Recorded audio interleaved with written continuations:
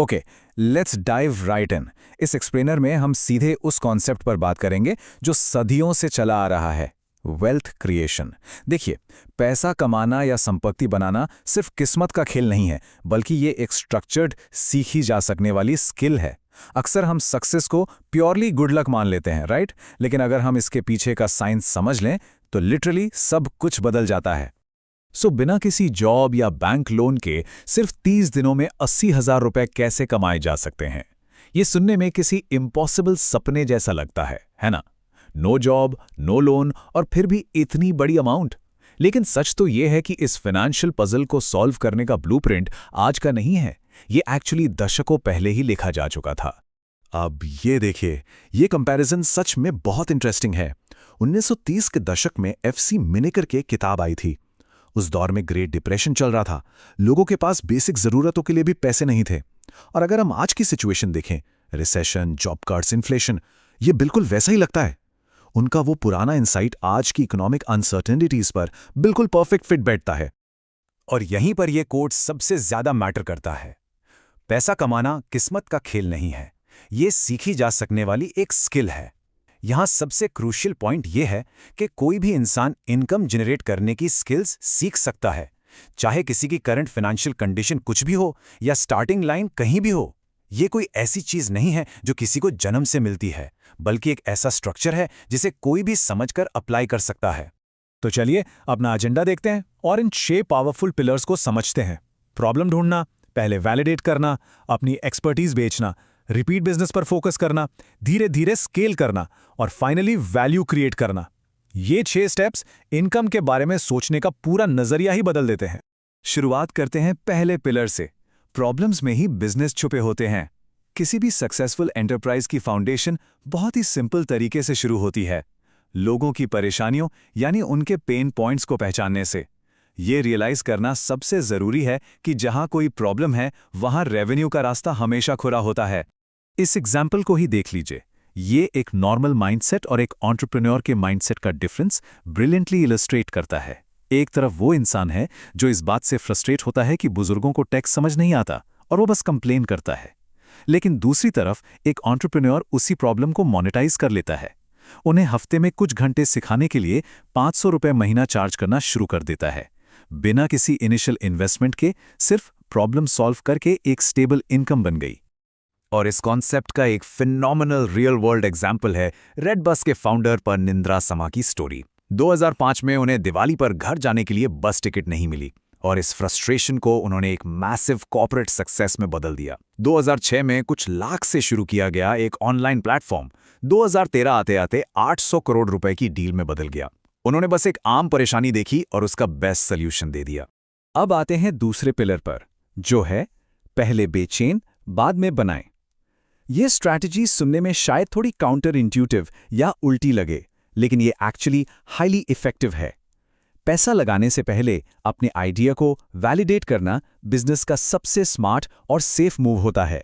महीनों तक कोई ऐसा प्रोडक्ट बनाने में पैसा और टाइम वेस्ट करने का क्या फायदा जिसे कोई चाहता ही ना हो। इसलिए सबसे स्मार्ट अप्रोच पहले कस्टमर्स सिक्योर करना है। जैसे अगर टिफिन सर्विस शुरू करनी है तो पहले हैवी किचन सेटअप करने के बजाय पड़ोसियों को मैसेज करके कमिटमेंट लें। अगर लोग राजी हो जाते हैं तभी सेटअप करें। आज के मॉडर्न स्टार्टअप्स एग्जैक्टली यही अप्रोच फॉलो करते हैं। तीसरा पिलर काफी इंटरेस्टिंग है। समय नहीं बल्कि अपनी एक्सपर्टीज बेचें। टाइम तो सबके पास लिमिटेड होता है, दिन में सिर्फ 24 घंटे होते हैं, जिसकी वजह से अर्निंग्स पर एक हार्ड सीलिंग लग जाती है।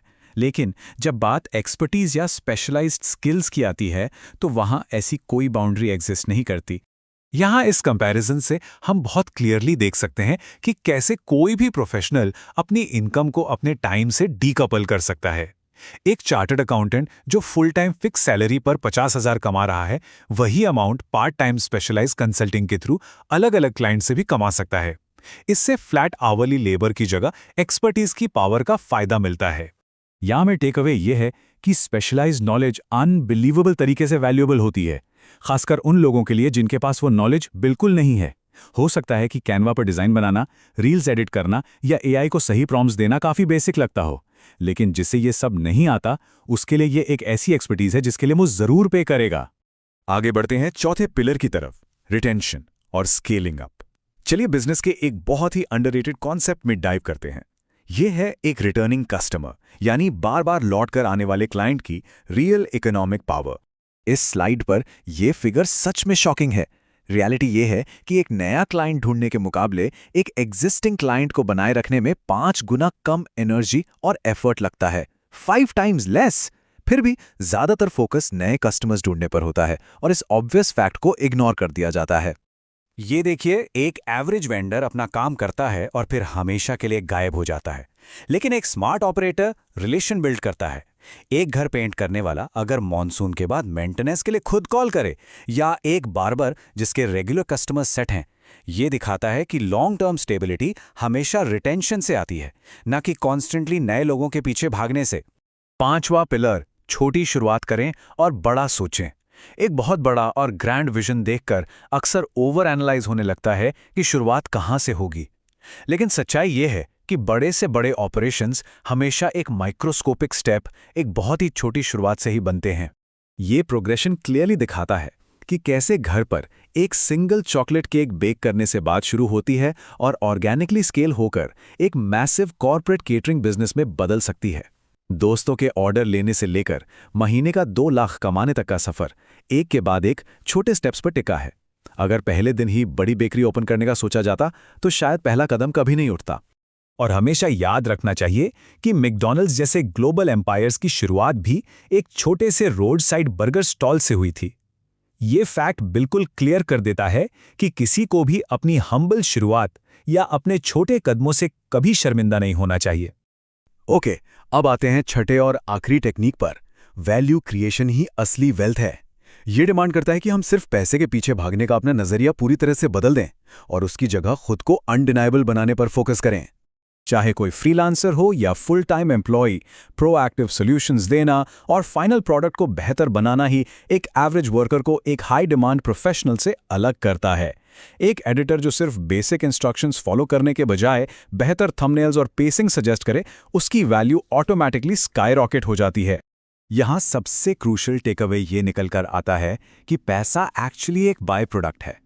जब दूसरों की लाइफ को आसान बनाया जाता है, उनकी प्रॉब्लम्स सॉल्व की जाती हैं और रियल वैल्यू क्रिएट की जाती है, तो पैसा नेचुरली पीछे आता है। तो इस एक्सप्लेनर को समराइज करने के लिए अगर देखा जाए तो 1930s के दशक के ये 6 बेसिक प्रिंसिपल्स आज की मॉडर्न इकोनॉमिक चैलेंजेस को टैकल करने का एक पूरी तरह से टाइमलेस रोड मैप देते हैं। प्रॉब्लम्स ढूंढना, वैलिडेट करना, एक्सपर्टीज बेचना, रिटेंशन, छोटी शुरुआत और वैल्यू क्रिएशन, ये फंडामेंटल्स बिल्कुल अनचेंज्ड हैं। इस आखिरी थॉट को थोड़ा प्रोसेस होने दीजिए। दुनिया में ना तो आइडियाज़ की कमी है और ना ही पैसे की। अगर कमी है तो सिर्फ और सिर्फ एक्शन लेने की, क्योंकि स्टार्ट करने का परफेक्ट टाइम कभी भी नहीं आने वाला है। तो अब आखिरी सवाल सिर्फ ये बचता है कि वो पहला छोटा सा एक्शन क्या होगा जो आज अभी लिया जाएगा। इस डीप थॉट के साथ हम इस चर्चा को यहीं एंड करते हैं।